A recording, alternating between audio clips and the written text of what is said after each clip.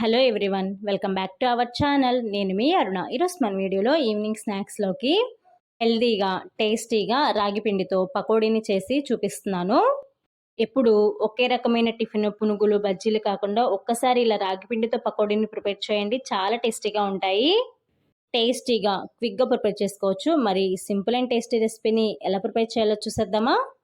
3 medium సైజులో ఉండే ఆనియన్స్ని తీసుకొని సన్నగా లేయర్స్ లాగా కట్ చేసుకోవాలి. వీడియో క్లిప్పింగ్లో చూపిస్తున్నట్లుగా 3 పచ్చిమిరపకాయలని చిన్నగా సన్న ముక్కలుగా కట్ చేసుకొని తీసుకోవాలి. పచ్చిమిర్చిని మీరు తినే కారాన్ని బట్టి అడ్జస్ట్ చేసుకోండి. ఇప్పుడు ఒక మిక్సింగ్ బౌల్ తీసుకొని మనం ముందుగా కట్ చేసుకున్న ఉల్లిపాయ ముక్కల్ని పచ్చిమిర్చి ముక్కల్ని మొత్తాన్ని కూడా ఈ బౌల్లో వేసుకోవాలి.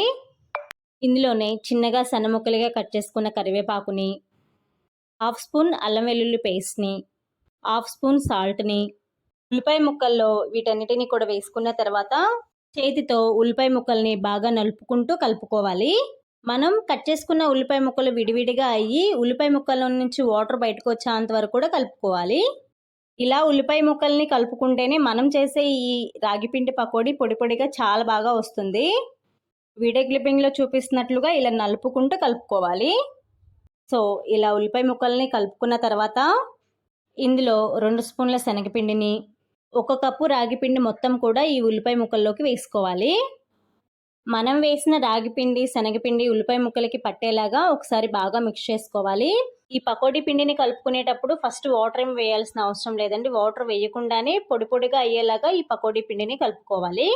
అవసరం అయితేనే కొంచెం కొంచెంగా వాటర్ని వేసుకొని ఈ పకోడీ పిండిని కలుపుకోండి. లేదు అంటే మనకి ఈ ఉల్లిపాయ ముక్కల్లో వచ్చే వాటరే ఈ పిండిని కలపడానికి చాలా బాగా ఉపయోగపడతాయి. పిండి కలుపుకున్న తర్వాత చూపిస్తున్నాను చూడండి. నాకు కొంచెం డ్రైగా ఉందనిపిస్తుంది. అందుకని 2 స్పూన్ల వాటర్ని కొంచెం స్ప్రింకిల్ చేసుకొని ఈ పిండిని కలుపుకుంటున్నాను.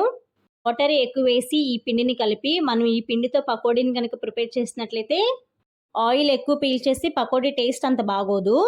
కావాలంటే ఇందులో 1 స్పూన్ కారాన్ని కూడా వేసుకొని పకోడీని ప్రిపేర్ చేసుకోవచ్చు. నేనైతే పచ్చిమిర్చి ఘాటుతోనే ఈ పకోడీని ప్రిపేర్ చేస్తానండి. ఈ టేస్ట్ చాలా బాగుంటుంది. ఒకసారి ట్రై చేయండి. ఇప్పుడు ఇందులో 1/2 స్పూన్ ధనియాల పొడిని వేసి ఒకసారి బాగా మిక్స్ చేసుకోవాలి. ఇలా పకోడీ పిండిని కలుపుకున్న తర్వాత రెడీగా పక్కన పెట్టండి.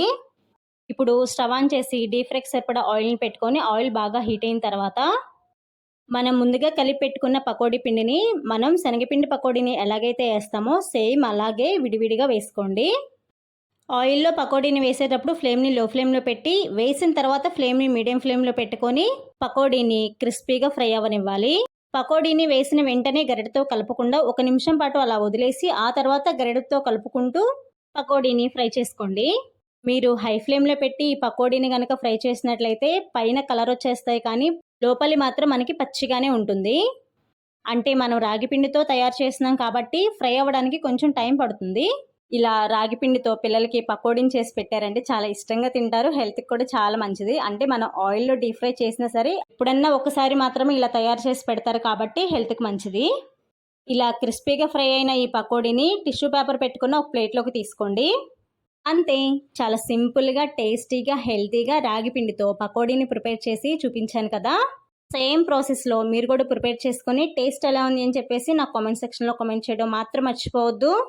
ఈ వీడియో కనుక మీకు నచ్చినట్లయితే మీ ఫ్రెండ్స్ అండ్ ఫ్యామిలీ మెంబర్స్కి షేర్ చేయండి. ఇలాంటి simple and tasty yummy recipes కోసం వెంటనే మన ఛానల్ని సబ్స్క్రైబ్ చేసుకొని పక్కనే ఉన్న గంట సింబల్ని కూడా యాక్టివేట్ చేసుకోండి. So thanks for watching my video. Bye.